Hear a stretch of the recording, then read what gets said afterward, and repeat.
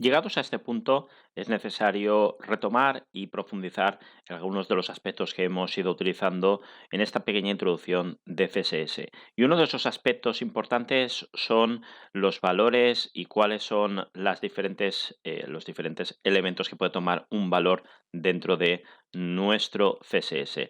Cuando nosotros nos encontremos o visualicemos cualquier referencia un poquitín más trabajada, es el caso de Mozilla, y ya no os quiero ni contar con el tema cuando trabajemos o cuando trabajáis con especificaciones originales, encontraremos estas indicaciones de color o length y justamente son esos elementos los que vamos a darles ese valor. Ya los hemos utilizado, ya hemos visto como elementos como color, background color, el width, height, tenían esos valores. Los valores, en concreto, vamos a revisarlos. Hemos visto que tenemos el de color y el de longitud.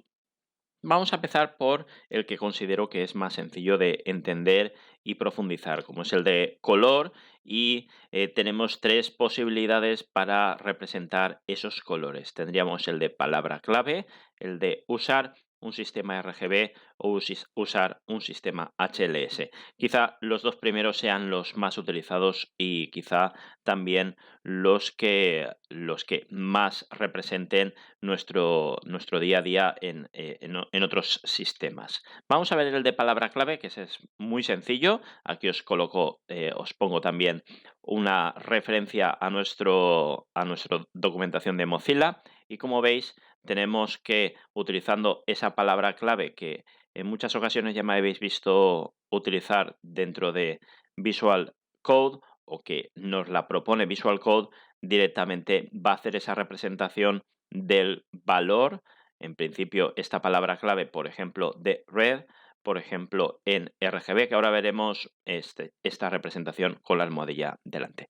Muy sencillo, aquí tenemos toda la gama, bueno, una gama muy importante de colores y también muy visual de leer.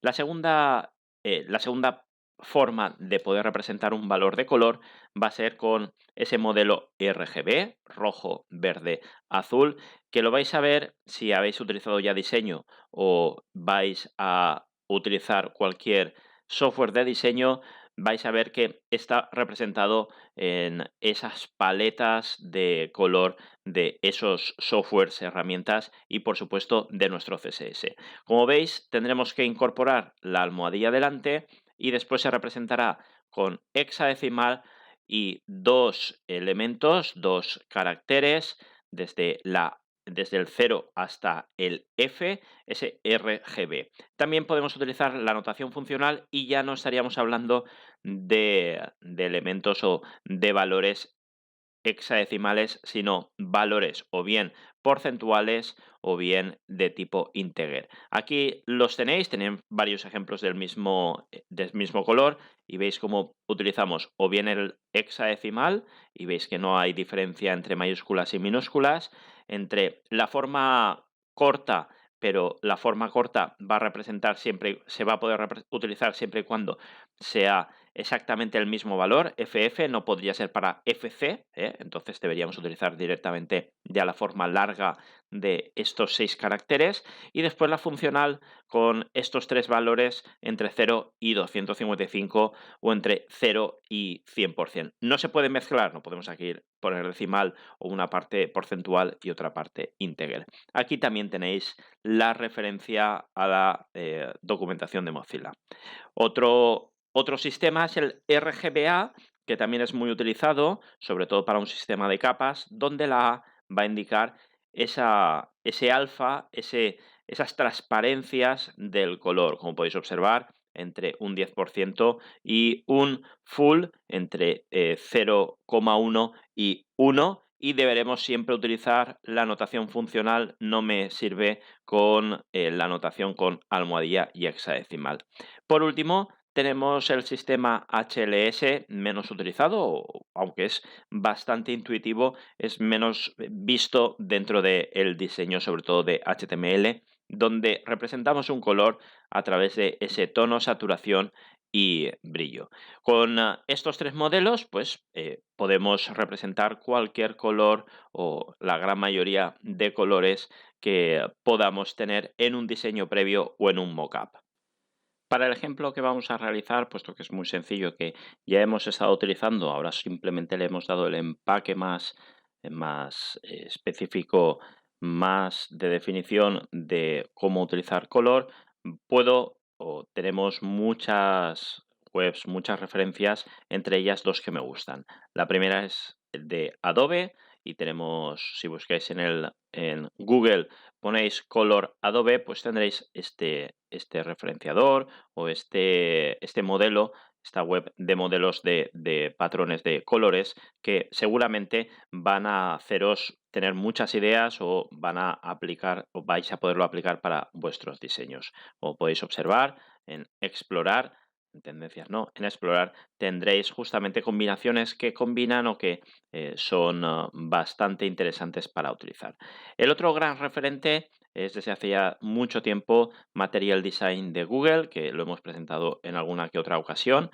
Dentro de Material Design tenemos el del color, igual que vimos el de justamente el de las fuentes. Y aquí tenemos la paleta y cuando aplicamos sobre un determinado color, vamos a aplicar sobre este anaranjado, como podéis observar, tenemos una serie de combinaciones que pueden ser muy interesantes también para nuestros diseños. Este es quizá mucho más académico esta página, pero que nos va a servir porque fijaos qué sencillo va a ser esta utilización. Tenemos aquí el RGB directamente que podríamos copiar y si tenemos un ejemplo donde hemos preparado un contenedor con una tarjeta interna y dentro de los estilos en contenedor, pues vamos a poner justamente ese background color y le vamos a dar ese color mucho más oscuro. Bueno, vamos a dejar este background color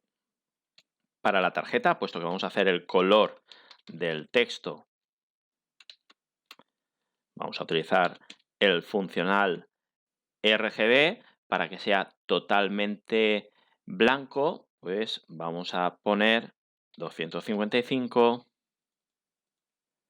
255, 255. Muy bien. De esta forma, como podéis observar, el Visual Code pues ya me está ayudando y si yo eligiese un color me lo cambiaría y me ayudaría justamente para esa selección de colores.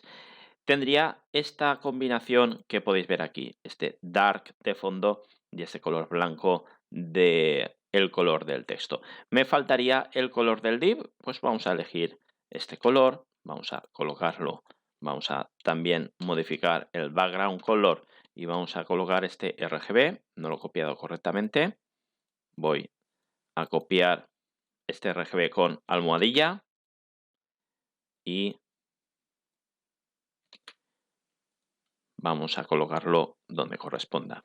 Muy bien, si lo salvamos y vamos a nuestro último ejemplo y lo lanzamos en nuestro navegador, veremos que justamente hemos conseguido estos colores transmitirlos a nuestro diseño. Como hemos dicho, el elemento alfa de nuestro color, pues en este caso es un RGB, es un color blanco, no, si le aplicamos un alfa no va a tener ningún efecto, pero para cualquier color utilizaríamos esta funcional con la palabra, con la letra A, RGBA, y aparecería un cuarto parámetro que haría pues ese efecto de transparencia justamente sobre ese color.